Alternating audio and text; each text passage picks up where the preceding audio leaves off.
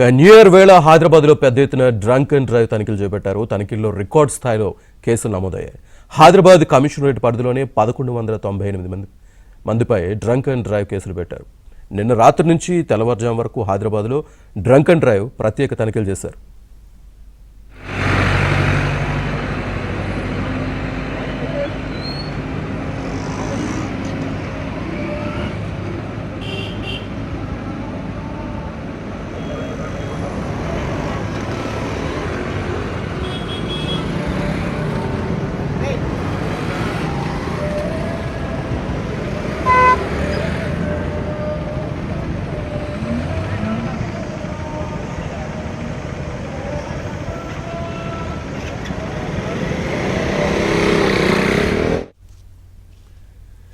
New year వేళ హైదరాబాద్లో పెద్ద ఎత్తున డ్రంక్ అండ్ డ్రైవ్ తనిఖీలు చేపట్టారు. తనిఖీల్లో రికార్డ్ స్థాయిలో కేసులు నమోదయ్యాయి.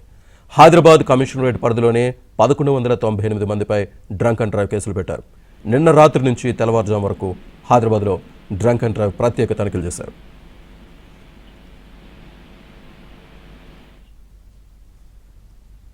హైదరాబాద్లో రికార్డ్ స్థాయిలో డ్రంక్ అండ్ డ్రైవ్ కేసుల నమోదుకు సంబంధించి పూర్తి సమాచారాన్ని మా క్రైమ్ కరెస్పాండెంట్ ప్రవీణ్ అందిస్తారు. ప్రవీణ్, న్యూ ఇయర్ సందర్భంగా 4 కమిషనరేట్ పరిధిలో దాదాపు 2500 డ్రంక్ అండ్ డ్రైవ్ కేసులు నమోదైనటువంటి పరిస్థితి ఉంది. కేవలం ఒక్క హైదరాబాద్ కమిషనరేట్ పరిధిలోనే దాదాపు 1198 మంది డ్రంక్ అండ్ డ్రైవ్ చేస్తూ పట్టుబడినటువంటి పరిస్థితి కనపడుతుంది. వీరందరిపైన కూడా ప్రస్తుతం పోలీసులు కేసు నమోదు చేసి విచారణ కొనసాగిస్తున్నారు. నిన్న రాత్రి నుండి ఈ రోజు తెల్లవారుజామున వరకు కూడా స్పెషల్ డ్రైవ్స్ తోటి దాదాపు హైదరాబాద్ కమిషనరేట్ పరిధిలో 120 టీమ్స్, మరోవైపు సైబరాబాద్ లో 50 టీమ్స్, అలా దాదాపు 250 టీమ్స్ కు పైగానే ఈ డ్రంక్ అండ్ డ్రైవ్ తనిఖీల్లో కూడా ట్రాఫిక్ పోలీసులు తనిఖీలు చేసినటువంటి పరిస్థితి కనపడుతుంది.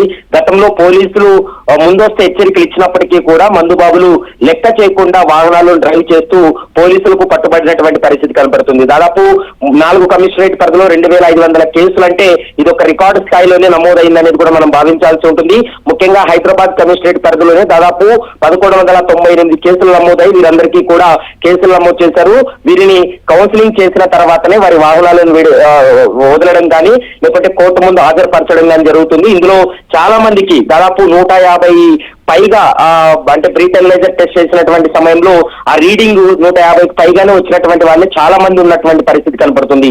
30 నుంచి 50 లోపు వచ్చినటువంటి వారు పర్సెంటేజ్ వచ్చినటువంటి వారు మంది తక్కువ ఉన్నప్పటికీ కూడా భారీగా మద్యం తాగి వాహనాలు నడుపుతూ పట్టుబడినటువంటి వాళ్ళు ఎక్కువ మంది ఉన్నారు. కాబట్టి వీరందరిపైన కేసులు నమోదు చేశారు.